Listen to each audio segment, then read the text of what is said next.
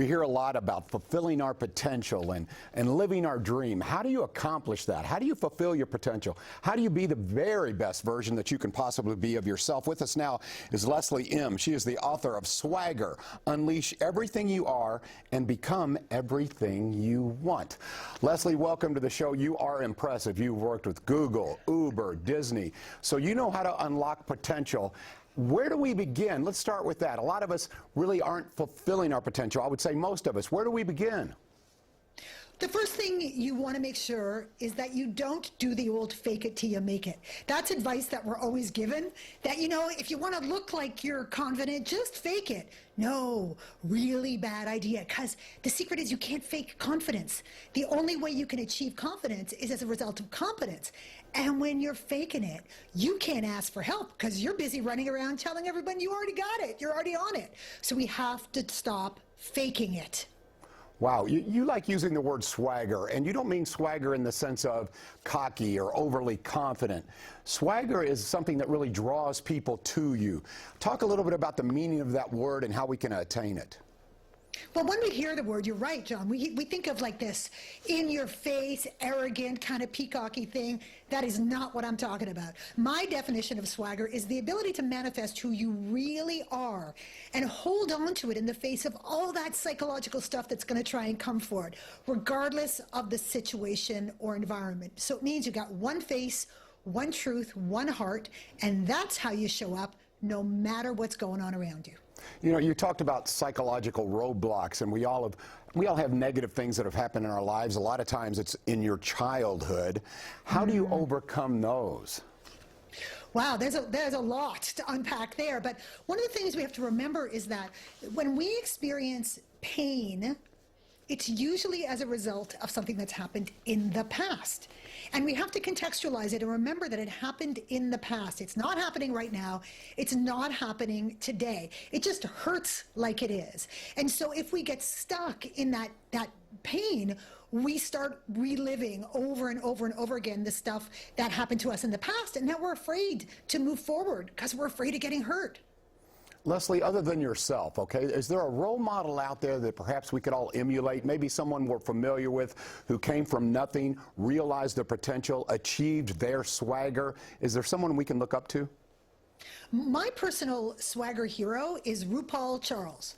I think RuPaul is the most incredible human ever because he knows exactly who he is. He's in service of helping to lift other people, and he's 100% all about authenticity.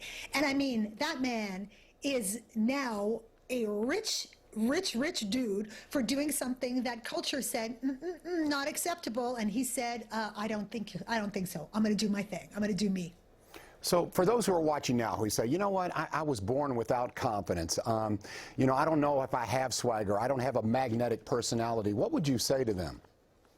Well, everyone comes into the world, you know, filled with swagger. You ask any kid and they're going to say, I'm amazing, I'm awesome, I'm beautiful, I'm smart.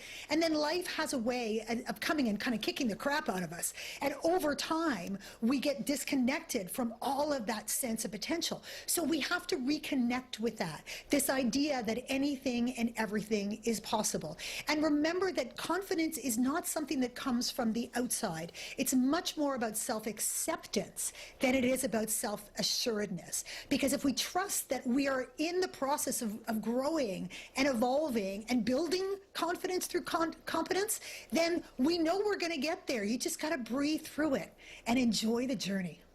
Leslie, with all of these distractions, you know, now we've got the pandemic, holiday shopping, social media. Can you maybe perhaps give us a few exercises, something that we can do on a daily basis that will get us closer to fulfilling our potential? Well, I think that it's really important for you to stay focused on what matters to you. Stop defining things by other people. I like to take a few minutes and just ask myself, what does success and happiness look like for me? And I write it down, commit to it, because you're going to get sucked into all the messages. Buy this gift. You know, if people really like you, you're going to be involved in all of these holiday gatherings, and social media is going to say that their experience is better than yours, and all of that noise. But if you identify what success and what happiness really means for you, then you'll notice it when it happens. Otherwise, you're just always going to be worried about what's happening on the external. Internal validation first. I want a few takeaways here. So if I walk out of the studio today and I'm talking to myself or I'm talking to a friend about fulfilling our potential, trying to support each other, what can we encourage the other to do today? Well, we can accept who other people are the same way as we want to be accepted. One of my favorite expressions in this world is, you do you, boo, and I'm going to do me. Something else we can do is be vulnerable on purpose. Not by accident and then feel awful about it, but choose to be vulnerable, to speak our truth to other people, so it gives them an opportunity to look at us and say, oh my God, just like me, we're the same. That's how we create real connection and real trust. And also, we know that the voices that are in your head that were built up over time, they're not telling you the truth. They're talking about the past, they're not talking about today. And we have the power to record over those negative tapes. Leslie, when we opened up the interview, I talked about some of the prestigious companies you've worked with, Uber, Google, Disney. Most of the people I would assume who work for those companies are already high achievers. What advice do you give them? How do you get them to live, to 100% of their real potential? Well, John, you would think that all of these people have massive swagger, but here's the secret. I have worked in all of these companies and cultures and people at all levels, CEOs down. And I'm going to tell you right now, almost all of those people did not believe that they could show the world who they really were and still achieve success. They didn't believe that at their core they were good enough. So just so you know, if you're feeling insecure and if you are feeling like somehow you don't have everything that you need, you are in fine company indeed. This is a journey that you're going to have to go through. And it starts with that self-acceptance, understanding that you are a perfectly imperfect human mess and that you don't have to show up with this false persona in order to achieve success. And that's one of the things that I share with these people at all levels, and it takes a lot of the pressure off, and that's a great place to start.